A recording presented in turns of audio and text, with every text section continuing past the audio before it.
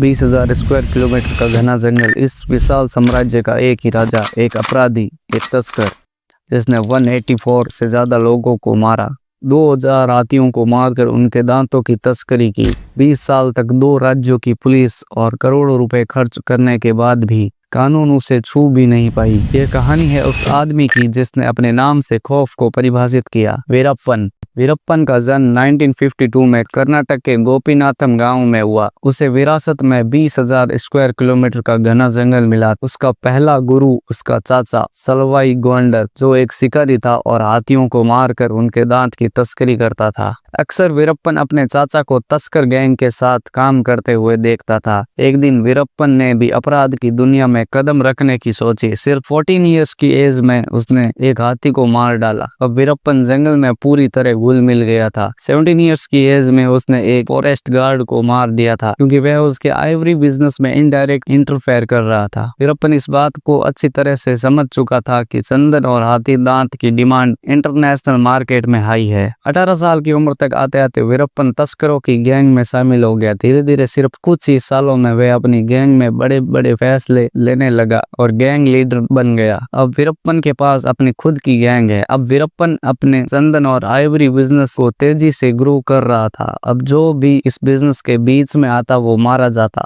उसने अपने बिजनेस से करोड़ों रुपए कमाए। अब वो इतना खूंखार हो चुका था कि उसने स्मगलिंग के साथ साथ लोगों को मारना भी स्टार्ट कर दिया। सवाल ये आता है कि इतने बड़े खूंखार डकैत पर सरकार ने क्या एक्शन लिया। कई पुलिस ऑफिसर्स ने उसे अरेस्ट करने की कोशिश की, बट वीरप्पन जंगल के चप्पे चप्पे से वाकिफ था, इसलिए पुलिस उसे छू भी नहीं पाई। धीरे धीरे वीरप्पन का नाम इतना ज्यादा पॉपुलर हो गया कि वह पुराने तस्करों से भी आगे निकल गया। इसलिए उन लोगों ने वीरप्पन को अपने रास्ते से हटाने के लिए एक फैसला लिया। अब वीरप्पन जब भी कोई डील करता तो उसके कॉम्पिटिटर्स इंफॉर्मेशन को पुलिस तक पहुंचा देते थे, जिससे वीरप्पन को अपना पूरा माल छोड़कर जंगल में भागना पड़ता था। वीरप्पन के बिजनेस का डाउनफॉल स्टार्ट हो चुका था। वीरप्पन चुप बैठने वालों में से नहीं था और उसने अपने बिजनेस के बीच में आने वाले सभी स्मगलर्स को एक एक करके मारना स्टार्ट किया। वीरप्पन ने आइवरी के बिजनेस के लिए 2000 से ज्यादा हाथियों को मारा और करोड़ों रुपए कमाए, जिससे जंगल में हाथियों की संख्या काफी तेजी से नीचे गिरने लगी। हाथियों की घटती संख्या को देखकर तमिलनाडु और कर्नाटक की सरकार ने जंगल में फॉरेस्ट ऑफिसर्स की संख्या को काफी ज्यादा बढ़ा दिया और हाथी दांत से बने प्रोडक्ट की सेल पर रोक लगा दी। गवर्नमेंट के इस एक्शन से वीरप्पन का बिजनेस रुक गया। अब उसने आइवरी के बिजनेस को छोड़कर चंदन की तस्करी पर फोकस किया। वीरप्पन ने अपनी लाइफ में 10,000 टन चंदन की स्मगलिंग की, जिसकी प्राइस उस टाइम पर 2 बिलियन रुपीस थी।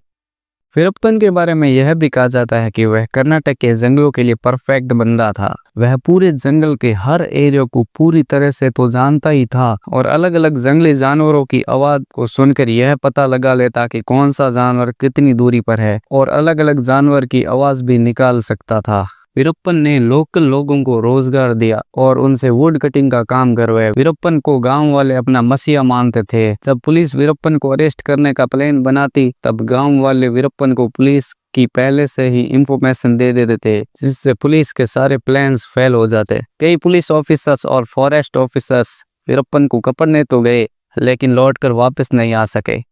कर्नाटक सरकार ने 1983 में पी श्रीनिवास को प्रमोट करके डीएफसी के पद पर चामराजनगर में तैनात करती है। इस एरिया में वीरप्पन का कब्जा था। पी श्रीनिवास ने वीरप्पन को पकड़ने के लिए इस एरिया में अपना वर्चस्व बढ़ाया। आखिरकार कई सालों की प्लानिंग के बाद पी श्रीनिवास ने 1986 में इस खूंखार डकैत को अरेस्ट कर लिया और पूछताछ के लिए बद्दीपाड़ा फॉरेस्ट हाउस में लाया गया, जहां से पुलिस को वीरप्पन के कई सीक्रेट्स के बारे में पता चला। पुलिस ने वीरप्पन के कई अड्डों पर रेड मारी और बड़ी मात्रा में चंदन की लकड़ी बरामद की। एक बार पी श्रीनिवास वीरप्पन के अड्डों पर रेड मारने के लिए बाहर गए हुए थे, तब वीरप्पन ने उनकी गैर मौजूदगी में वहां से भागने का प्लान बनाया और इस प्लान को अंजाम भी दिया। इस घटना के बाद साल 1987 में वीरप्पन चर्चा में तब आया जब उसने चिदम्बरम नाम के फॉरेस्ट ऑफिसर को किडनैप करके मार दिया। साल 1991 में वीरप्पन ने पी श्रीनिवास से बदला लेने के लिए उसे एक पत्र लिखा कि वह बिना किसी हथियारों के पुलिस के सामने सरेंडर करना चाहता है।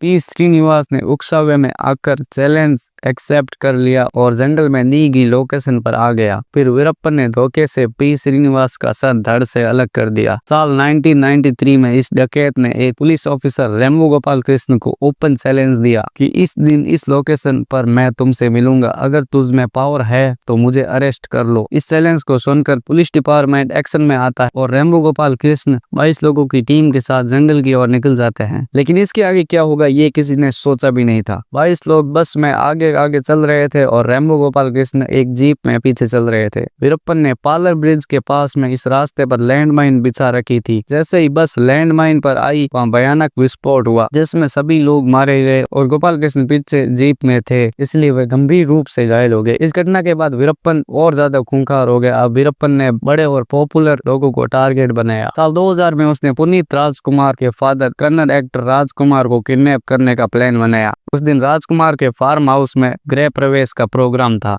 वीरप्पन और उसकी गैंग भी पार्टी में हथियारों के साथ घुस जाते हैं और राजकुमार को वहीं से अपने साथ जंगल में लेकर चले जाते हैं। वीरप्पन ने राजकुमार को छोड़ने के लिए करोड़ों रुपए की फिरौती मांगी। इस डकैत ने राजकुमार को 108 दिनों तक अपने साथ जंगल में कैद करके रखा। कहा जाता है कि राजकुमार को छोड़ने के लिए वीरप्पन को लगभग 20 करोड़ रुपए की फिरौती दी गई। एक बार फिर इस डकैत ने कर्नाटक के एक मिनिस्टर एच नगप्पा को उसके घर से किडनैप किया। वीरप्पन ने उसे छोड़ने के लिए अपने साथियों को जेल से छुड़ाने की डिमांड की, लेकिन इस बार गवर्नमेंट ने उसकी मांगे नहीं सुनी और पुलिस कार्रवाई की। इसी गोलीबारी में एक गोली एच नगप्पा को लगी। कई रिपोर्ट यह कहती है कि यह गोली पुलिस ने मारी थी, जिसका कारण पॉलिटिक्स से जुड़ा हुआ है। कुछ रिपोर्ट में वीरप्पन को दोषी माना गया। इस कार्रवाई के फेल होने पर एसटीएफ पर प्रेशर पड़ने लगा। कर्नाटक गवर्नमेंट ने वीरप्पन को जिंदा या मुर्दा पकड़ने पर इनाम की राशि को बढ़ाकर 5 करोड़ कर दिया और तमिलनाडु की चीफ मिनिस्टर जयललिता ने के विजय कुमार को एसटीएफ का चीफ बनाया, जो एक बहादुर और एक्सपीरियंस्ड पुलिस ऑफिसर थे। उन्होंने कई ऑपरेशन सक्सेसफुली किए थे। एसटीएफ ने वीरप्पन के एरिया में इंफॉर्मेशन लेना स्टार्ट किया और वीरप्पन के कुछ खास मेंबर्स को किसी भी तरह करके अपनी साइड कर लिया। एक बार एसटीएफ की मीटिंग में के विजय कुमार वीरप्पन के वीडियोस को ध्यान से देख रहे थे। इस वीडियो में वीरप्पन कोई किताब पढ़ रहा था। तब के विजय कुमार ने ये नोटिस किया कि वीरप्पन सही से रीड नहीं कर पा रहा है। फिर उसने अपने इन्फॉर्मर से पता लगवाया कि वीरप्पन को मोतियाबिंद की बीमारी है।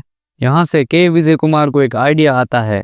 के विजय कुमार यह जानता था कि वीरप्पन को जंगल में जाकर खत्म करना पॉसिबल नहीं है, इसलिए इस डकैत को अपनी आंखों के इलाज के बहाने जंगल से बाहर लाया जाए। के विजय कुमार ने वीरप्पन के 2 गैंग मेंबर्स जो पुलिस के लिए काम करते थे, उनके थ्रू इस डकैत को अपनी आंखों का इलाज करवाने के लिए मनवा ही लिया। फाइनली किसी तरह वीरप्पन अपनी आंखों का इलाज करवाने के लिए मान गया। एसटीएफ वालों ने एक सरकारी एम्बुलेंस अरेंज की जिसमें वीरप्पन को जंगल से सलेम जाना था। यह सब एसटीएफ वालों का एक प्लान था और ना ही सलेम में कोई हॉस्पिटल था। इस एम्बुलेंस में वीरप्पन सहित टोटल 5 आदमी बैठे थे। 2 आदमी आगे की साइड बैठे थे। ये दोनों लोग एसटीएफ के कमांडोज थे और 3 पीछे बैठे थे, जिसमें से एक वीरप्पन और 2 उसके गैंग मेंबर्स थे।